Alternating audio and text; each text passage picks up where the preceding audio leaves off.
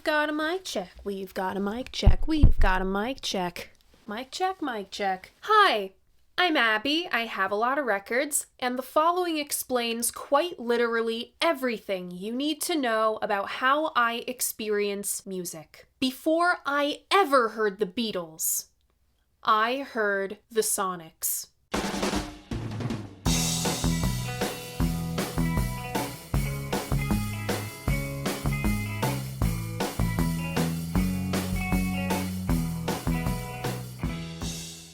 I still feel like this mic is too far away for this setup, but there is literally nothing I can do about it. So welcome back, or welcome if this is your first time here. Vinyl Monday is the who, what, when, where, why, and how do I feel about classic albums in my collection. If TV show length episodes aren't your thing, don't worry. I also do Vinyl Monday in 60 seconds here on my channel, over on my Instagram, as well as TikTok. So, this was the episode I was supposed to make the week I was sick. I couldn't exactly move around last week's episode for obvious reasons. This one got bumped out 2 weeks. This week, now, we are finally celebrating the 60th anniversary of... Here are the Sonics. Oh, sorry. The Sonics! The 3 exclamation points mean you have to say it like Jack Black introducing the Strokes on SNL. The Strokes! Sorry, I don't make the rules. Congrats if you guessed this one, like 3 weeks ago by now. I'm so sorry. If you want to play along, all you gotta do is check out my posts tab. That's where I post my hints to what the next album is gonna be. I make announcements, I host polls. You can find all of that on my channel. And if you so choose, you can always read the written version of my reviews on my website. This review popped up over there when this episode was supposed to be released. Keep your eye on abigaildevoe.com for fun extras like that. Alright, let's take the plastic off. I have a hair in my eye. So my copy is a reissue. Obviously, original copies of any of the Sonics records are extremely hard to find, especially in any place that is not the Pacific Northwest. My particular copy is from the UK, in mono of course. I believe this was reissued in 2020. So let's talk about this cover art. The Here Are the Sonics cover was photographed by Ginny DeLazio of all 5 Sonics in their shirts and ties. This is a pretty grainy, low contrast image on my copy. With this low lighting, you can only really see half the guys' faces. On the back cover, we have the obligatory 1960s liner notes by etiquette exec Kent Morrill with our track listing. On Here Are the Sonics, we have the classic era lineup of the Sonics, fronted by majority lead singer Jerry Rosalie on keys. We have sax man Rob Lind, obviously on saxophone. I have tried my very best with this surname. I have never heard it before or since. Larry Paripa on guitar and his brother Andy on bass, or bass man and leader, and Skin Driver Bob Bennett on drums. I've taken all these quips from the original album's liner notes. Here Are the Sonics was produced by Buck Ormsby. Roll transition.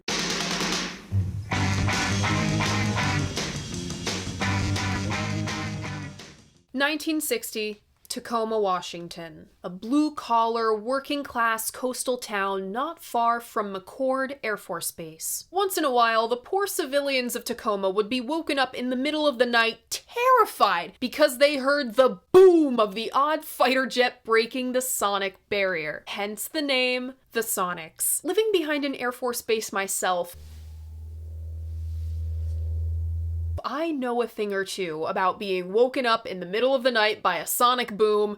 It's why my rent's so cheap. Brothers Andy and Larry Paripa did what so many teenage boys did in the early 60s. They borrowed instruments from family or bought them from the department store and started a garage band. The Sonics were originally Andy's band, but Larry forced his way in because he was bigger than Andy, and if he wasn't let in the band, he could just beat him up. At this stage, they were basically a Wailers. No, not those Wailers, these Wailers. Cover band. Andy saw the Wailers in the flesh for the first time at his Paperboy banquet, and they just blew his little mind. He described them as, quote, the first rock and roll band that ever got me into a riotous mood. I felt like standing up and throwing chairs and screaming and yelling out of pure, absolute adrenaline rush. Now, the Wailers had a record label, Etiquette. This will become very important to today's story. As most neighborhood kids' bands are, the early Sonics were a revolving door. One kid got grounded and couldn't make it to the gig. Whoop, sorry, you're out. One of these members who didn't stick around was their first saxophone player, Jay Mabin. He was black and introduced his bandmates to his collection of R&B albums containing the likes of Ray Charles and James Brown. Remember, this is the early 1960s. Aside from the odd Ray Charles single making it onto the Billboard singles charts, the music industry was still largely segregated. A lot of the stigma around rock and roll at this time was because it was black music. The Paripa brothers poached their school friend Ray Mickelson from his band, the Imperials, to sing for the Sonics. But it wasn't his voice that moved the Sonics to fame. Rather, it was an offhanded comment he made that would alter rock and roll history. He casually mentioned how great a singer the Imperials' keyboardist, Jerry Rosalie, was. They set up an audition for him to potentially join the Sonics and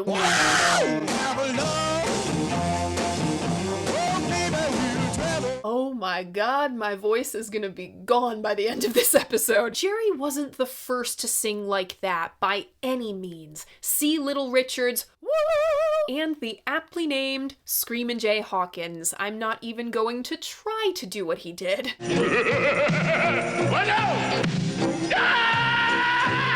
But Jerry was the only kid in the neighborhood who'd managed to figure out how to do that. It was a no-brainer, and poor Ray was booted from the Sonics. Rob Lynn started out playing clarinet in the high school band, but once he met Jerry and discovered rock and roll, he switched to the sax. No, really, he'd never played the saxophone before meeting Jerry. He just grabbed it because the reed went on the same way as a clarinet and figured it out as he went along. In due time, the Sonics poached Rob from his band, The Searchers. No, not those ones. He brought his buddy Bob Bennett, and in 1963, the classic era lineup of the Sonics was born. Their unmistakable sound was born too. Combine Jerry with his Wurlitzer cabinet and ungodly scream, plus Bob regularly breaking sticks, and you get everyone else cranking up the volume to keep up. Andy said, quote, "I turned my amp up and the next thing you know, you got people pasted to the wall." One could say they played for the back of the room. This made them fixtures on the Washington State teen dance and club circuit, including one Spanish Castle Ballroom. One very famous Seattle native wrote a song about that club. Now, Rob's a smart kid. He figures if the Sonics had a single out, they could get paid more for gigs. And the guys had this number they'd been running in Andy and Larry's basement. This is where Etiquette Records come into play. By this time, Etiquette was so sick of being hyped up to the next big thing, only to be hauled out to some garage seeing a bunch of kids playing a mediocre Louie Louie. Buck Ormsby said, quote, "In the back of my mind, I always just wanted to find somebody that just ground it out." Lucky for him, in July of 1964, Andy very boldly calls Etiquette's offices and hauls Buck out to see the Sonics. Buck said, quote, "I walked into this place and these guys hit it and I went, whoa! It just floored me. I heard the witch and went," I love this guy, "totally bazonkers." It's safe to say Buck was sold. He signed the Sonics on the spot. Kind of. The guys were so young, they all needed their parents to sign the contract for them. So begins the saga of the witch, because nobody knew how the hell to record the Sonics. Buck tried commercial recorders first. This was where the Wailers usually recorded. But this was a bust. Literally. Commercial is a tiny studio in Tacoma. Their equipment is ancient. So the guys roll up to this quaint little studio with Fender stacks and a Wurlitzer, and Jerry f***ed up their mics. Nevertheless, the engineers, probably taking cover under the board, cut the witch, and Little Richard's Keep a Knockin'. The former was usable, but the guys hated the latter, so much so that Larry snuck into the studio the next day to fix it with a new solo played through an old electric piano amp. I put fix in air quotes because, my god, the fidelity is shit and overdubbing only made it worse. Yeah, this is the thing you need to remember about Here Are the Sonics. All of this is recorded on 2-track, not 4, 2. Somehow, the witch makes it past whatever quality control there was at Etiquette, and the real battle began. Because no radio station in their right mind was gonna play this alongside this. Lonely, I'm Mr. Lone. And this. Forget all your cares, so go downtown. As a wise mustached man once said, no commercial potential. The Seattle stations all refused to play the witch. They tried to appeal to Pat O'Day and Dick Curtis of KJR directly, but they turned their nose up at the guys. Thinking that no station in their right minds were gonna play the witch, Pat said that, well, if you can get somebody else to play the witch, I'll consider it. Lo and behold, the tiny KTW puts the Sonics on air. Buck returned to Pat, and he did hold up his end of the deal. He agreed to play the witch, but only after 3 o'clock, because that's when housewives tuned out for the day and high school kids got out of class and tuned in. On Christmas Day 1964, KJR finally relented and played The Witch. It debuted at number 26 on the local pop music chart. Through the end of 1964 into early 1965, the song climbed to number 2. So, this is a please please me situation. About 40 years down the line, Pat confessed, yeah, so the Sonics actually were number 1 by a long shot, but I couldn't actually give that spot to them because then I'd have to play the witch during the day, which would have horrified KJR's straight-laced daytime listeners.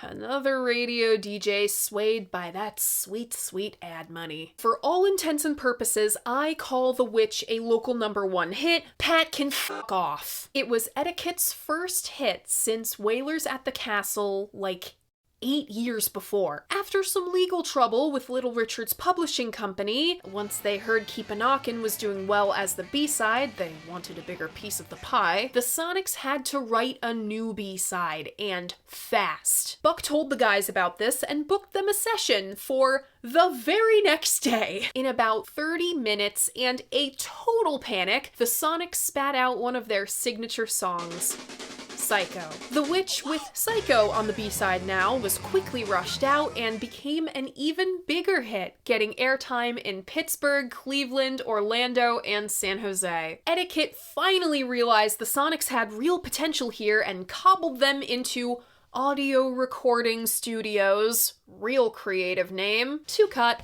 their first album. Audio Recording was a tiny little studio built for country records, acoustic instruments, and banjos. Once again, these poor souls stuck behind the board with Buck were entirely ill-equipped for the Sonics. Etiquette was on a very low budget. The Sonics didn't have much more than 1 take to get a song right. According to Buck, they had to slam out the whole record in 3 or 4 days. The track listing of Here Are the Sonics goes as follows.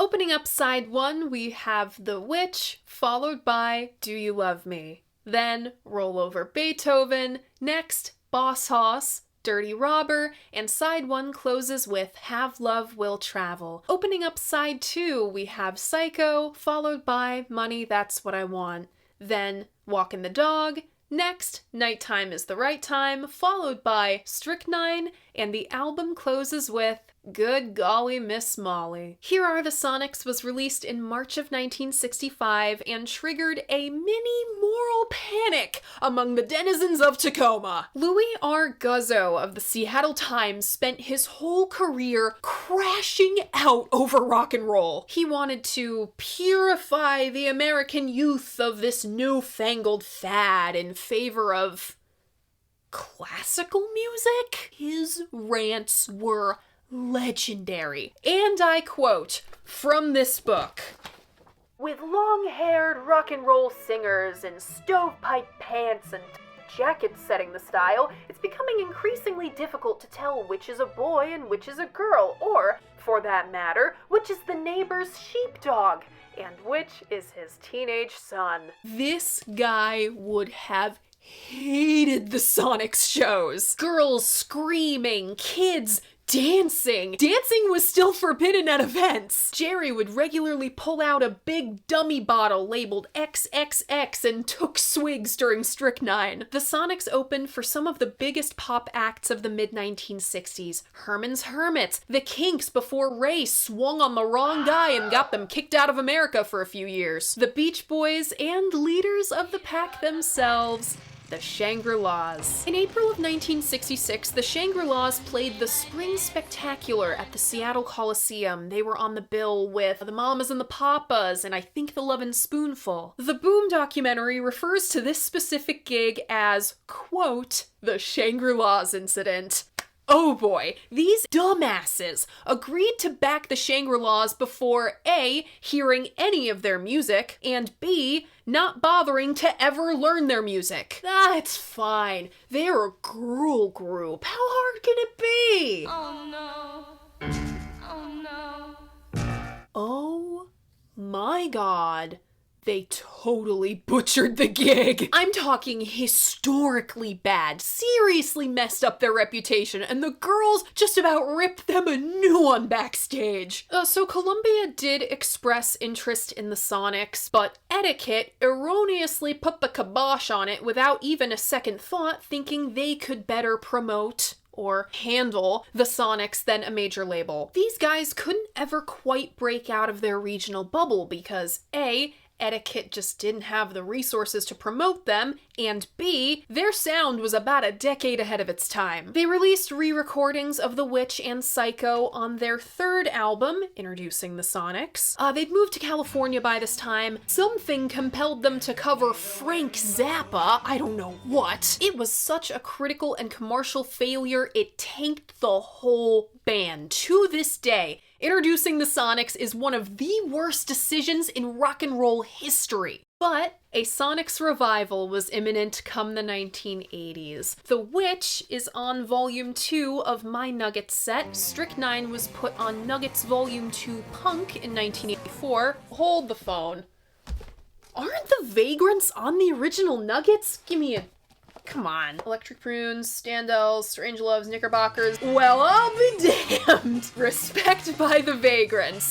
Conceptual continuity, people. But it was the Rockabilly Psychosis comp in the 80s that triggered a mass Sonics revival in Europe. The Sonics themselves had no clue about any of this, mind you. There was also this cover album from the late 80s or early 90s called Here Ain't the Sonics. It passed through my hands at one point, but I don't own it anymore. The Sonics' influence is far-reaching and palpable, especially potent in the 90s. Green River, which splintered into Mudhoney and Pearl Jam, was loaded with Sonics devotees. Soundgarden liked them too. Even the god of grunge himself, Kurt Cobain, said in his very last interview that he wanted to capture that specific Sonics drum sound and put it on a record. Quote, the Sonics recorded very, very cheaply on a 2-track, you know, and they just used one microphone over the drums, and they got the most amazing drum sound I've ever heard. Still, to this day, it's still my favorite drum sound. It sounds like he's hitting harder than anyone I've ever known. Of course, like 5 minutes before this, Kurt also said, Don't hate the Sonics, they're stupid. That's the part of the quote that everybody conveniently forgets. Moving into the 2000s, they influenced the White Stripes. The Flaming Sideburns reference them, especially their singers. The Sonics were a cornerstone of the whole 2000s garage rock revival, really. Once CDs and the internet took over, their reach increased tenfold. Today, they're lumped into that finicky category labeled proto-punk. Its parameters are just as difficult to place as its place and time, and everyone's always arguing over who its pioneers are. The Doors are not proto-punk. The Velvet Underground totally are, but only these 2 albums. But the proto-punk sound is rough and ready, and if that doesn't describe the Sonics, then I don't know what does. Even the hype sticker on my copy called them the original 1960s punk rock outfit. Even before the first real punk band, the Stooges? Oh my god, the first real punk band, the Stooges. The first real punk band, the Stooges. You hear that? What? This schmuck thinks the first real punk band was the Stooges. Yeah, what do I think of Here Are the Sonics?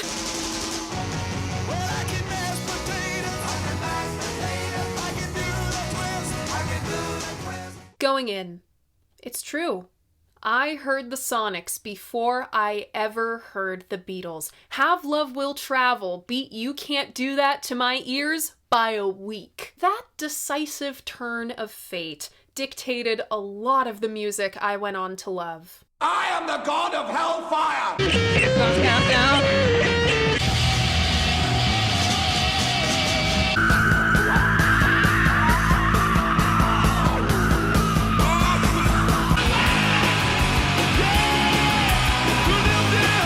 What do they all have in common? Absolutely crunchy recording fidelity with a delightful unsophistication. Mark Arm of Mudhoney said the Sonics were, quote, rooted in kind of 50s R&B rock and roll, but like as played by a freight train. What really grabs me about the Sonics sound is that when they started recording this stuff in late 1964, there were no fuzz boxes. How did you get this crunchy, distorted sound back then? Either you stabbed holes in the cones of your amps, or simply overdrove the shit out of everything. The latter is exactly what the Sonics did. Fuzz before fuzz. And how did you get reverb? You shoved somebody in the bathroom with a mic. That's exactly what they did with Rob recording Psycho. I saw a comment under the White Light, White Heat episode that was like, no album is ahead of its time. Every album is of its time. You can say influential, but any album made in a certain year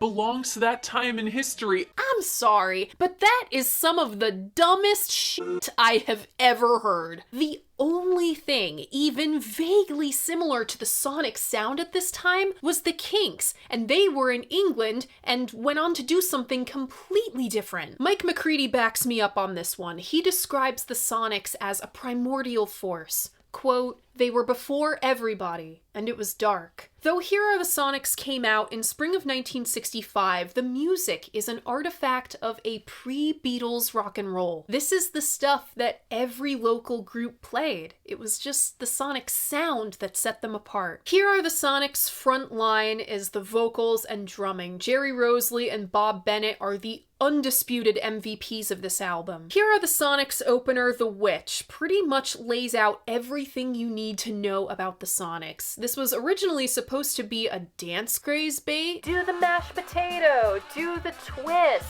do the witch?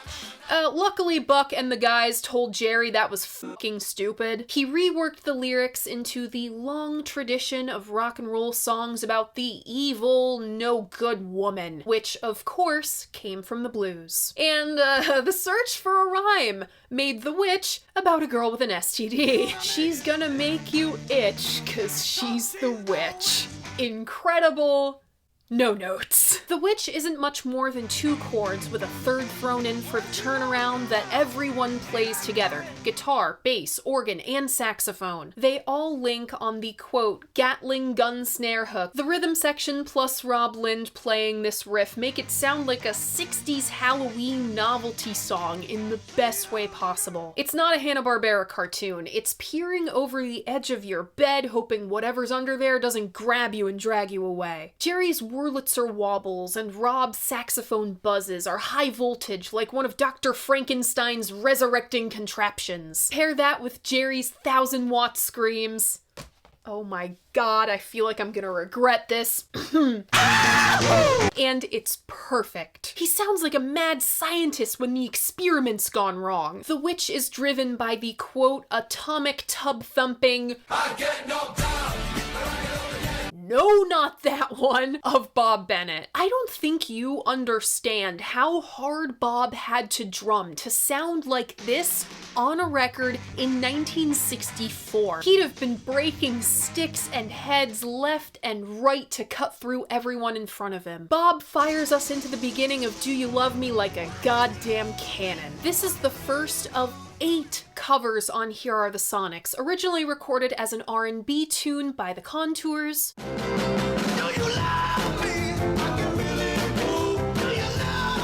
Do You Love Me has become a rock and roll staple over the decades, thanks to garage bands like the Sonics that loved it. While we love them for their gritty, primitive sound, the Sonics at their heart were a rock and roll band. Though there is notable improvement in the recording fidelity between The Witch and this, they would have switched to audio recording studio by now, everything still kinda mushes together. Sometimes you can pick out the saxophone, you can never pick out a bass guitar, you just have to trust that it's there. But that's through no fault of the guys. They're all playing their asses off. It seems that Buck and the engineers had to pick 1 or 2 instruments to spotlight and let everyone else fall to the wayside. It's just the limitations of recording technology of the day. For Do You Love Me, they picked vocals and piano. We get to hear some awesome call and response between Jerry and the rest of the guys. Jerry plays piano like a runaway train, mashing those chords out with glee. He's at his whooping, hollering best on Do You Love Me.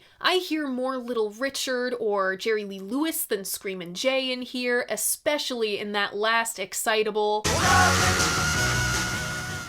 through the fade out. He brings the energy. If you're not dancing, that's your problem. Next is Roll Over Beethoven, of course by the very first guitar hero, Chuck Berry. He inspired so many teen boys in the 1950s and 60s to pick up an instrument. It's honestly insane just how much of rock and roll history he is responsible for. It's honestly amazing I haven't covered him here yet. What am I doing? Naturally, Larry and Jerry were chosen to be in the spotlight for the Sonics' Roll Over Beethoven. This is 50s rock and roll after all. You can't have that without piano and guitar. The whole arm swaths on the keys had me cracking up. These are teenage boys in the studio for the first time. They're gonna exalt their heroes and have fun doing it. With their juvenile, flat delivery and delightfully offbeat hand claps, you have to wonder if the playback system was broken that day when they dubbed those in. Boss Hoss was written about Andy's new car. It's the weakest of the originals here. There's awkward lines. Everyone is so jealous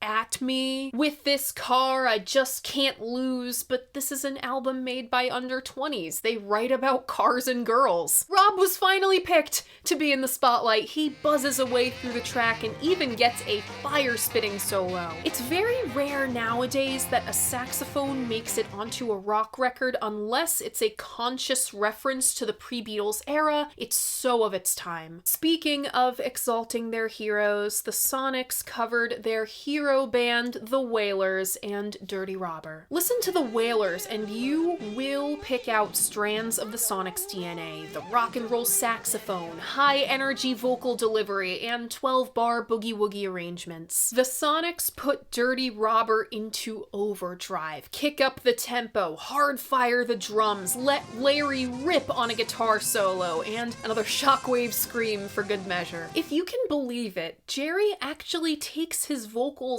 down a notch so he doesn't completely explode on his screams or run up any higher of a studio bill than the guys already had. Jerry totally blew out the mic before this. You can hear the static and he's clipping all over the place. I have cited Have Love Will Travel in several past episodes as the song that rewired my brain. It's now considered the Sonics' signature song despite it originally being recorded by Richard Berry, no relation to Chuck, and the Pharaohs. It blew my mind that Have Love Will Travel was just a B-side. If I were at Etiquette Records, I would have issued this as a single pronto after The Witch. The Sonics made some changes from the original. They brought the key down from G to C as not to kill poor Jerry. They took tweaked the melody slightly and made it into the riff. Larry sets the groove in a twanging, almost western way before Jerry rips into that with that iconic mic breaking. Like The Witch, Have Love Will Travel works because of the sheer force of all of the guys locking down on that riff. No one ever quite makes it to the top note, giving it this ultra cool snarl. Everyone is on the ball. The Paripa brothers pile drive this song forward. Bob hammers it into your skull. Rob gives it this supercharged buzz. Rob is one of the major draws of the Sonics' Have Love Will Travel, though I might be biased because his solo here was the first rock and roll saxophone solo I'd ever heard. He pumps just about everything he's got into it, burning rubber and leaving a trail of smoke in his wake. And, of course, Jerry. I don't remember who said this, but the best rock and roll makes you feel like you're doing something wrong by listening to it. That's how I felt when I was 13, listening to Jerry crank away at Have Love Will Travel. It's still how I feel at almost 26. Holy fucking shit. I've been listening to Have Love Will Travel for half my life. Jerry's screams, yelps, ad-libs, and honks are what's so right about doing wrong. His delivery has such conviction that for half my life, I assume this was a Sonics original. Side 2 kicks off with the machine gun fire of Psycho. For the life of me, I cannot figure out why Bob's drum break here hasn't been sampled up the wazoo. It's the Amen break 4 years before Amen Brother. Psycho so clearly shares its DNA with Do You Love Me, the chord progressions are just about bang on. Where they deviate is the lyrics. Instead of listing off all the dance crazes he knows to impress his lover, Jerry wails of being under such emotional duress from this girl he's losing it. He sure does sound like he's losing it. His delivery is especially frenzied, damn near hysterical. If he doesn't see this girl again soon, he's gonna start seeing the Batman! Alright, so if you're new here, the one thing you need to know about me is that my neighbors are fucking insane. Clinically fucking insane. It is April. There are no leaves to be blown. My neighbor has his fucking leaf blower out, so I'm just gonna have to talk over this. Psycho is one of those exceedingly rare moments in the Sonics catalog where the guitar does something different from everyone else. Larry's loose stringed strums rise above the rhythm section bone crush, and his solo just about lit a highway flare in the room. The guys inject their manic life force into Barrett Strong's Money, That's What I Want. Now, this was a staple. It struck at just the right time in August of 1959 when a lot of the 60s band guys were still in Boy Scouts, or whatever the British equivalent of Boy Scouts were. We all know the Beatles rendition, but I have to give the Liverbirds their flowers for theirs. Of course, the Sonics crank up the tempo, but in doing so, they lost the opportunity for those essential, "That's what I want." The song is literally called Money, That's What I Want. Larry throws these angular jaunts into the verses. It reminds me of something The Clash might do. Jerry throws in the obligatory R&B dance ad-libs, stomp, shomp, working on out, or something. At least I think that's what he says. There's no official posting of the lyrics anywhere for this album, and the vocals are so compressed that this whole thing's consonants are just fucked. Next, the Sonics take on Walkin' the Dog and Nighttime is the Right Time, though Jerry gets to womp it up on his Screamin' Jay fullest on the down-tempo Nighttime. These two are a clear dip in quality on Here Are the Sonics. That's the one thing about this album. After 9 or 10 songs of plaster you to the wall, 2 minutes and change rockers, it gets redundant.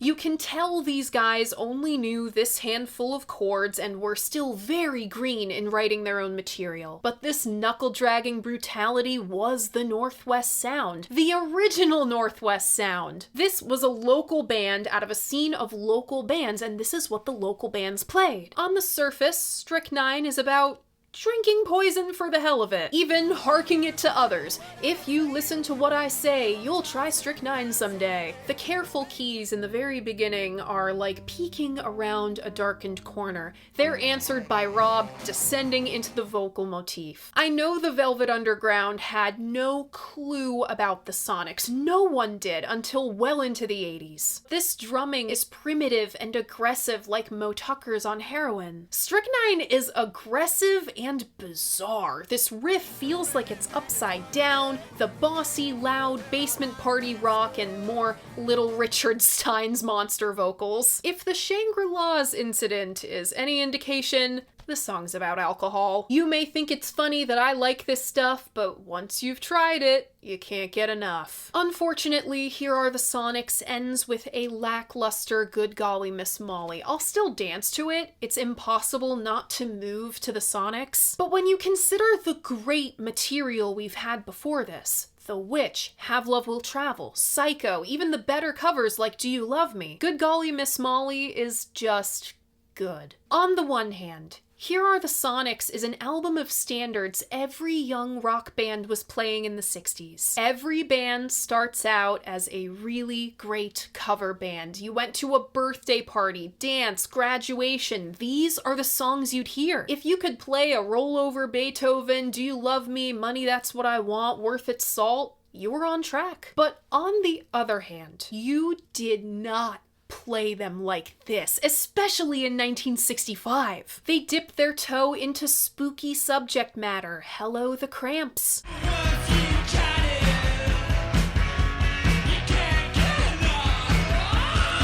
Their contemporaries in the Northwest scene, the Wailers, the Kingsmen, the Dynamics, sure weren't singing about witches, psychos, and drinking poison. Paul Revere and the Raiders sure as shit weren't. But even when the Sonics played other people's songs, they played them loud, aggressive, and delectably unrefined. They didn't just play the standards, they unleashed themselves upon them. We'd have to wait over a decade for this quality to come back to rock and roll. You could have mellowed these guys out to sound like the Stones.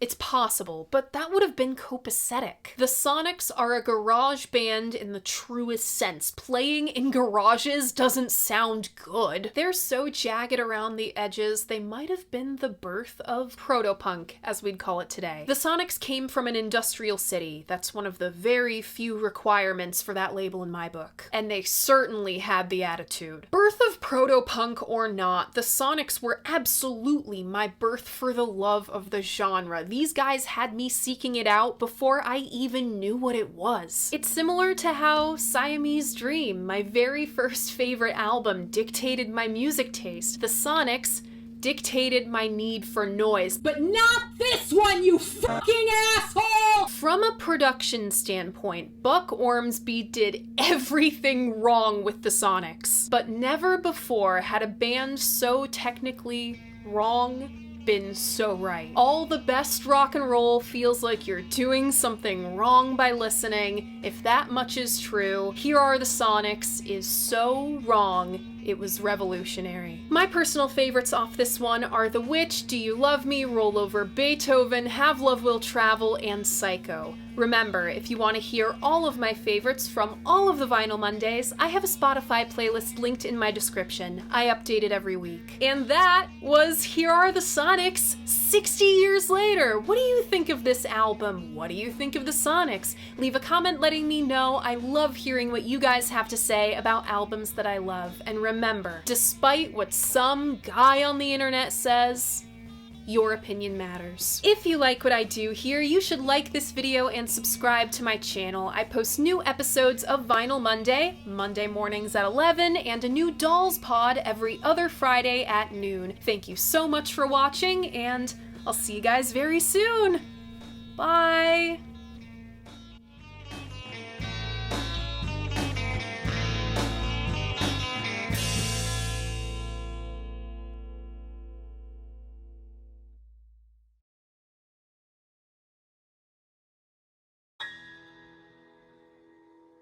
crap, I got a hair in it. I love this one! This is how it sounds inside my brain, for real.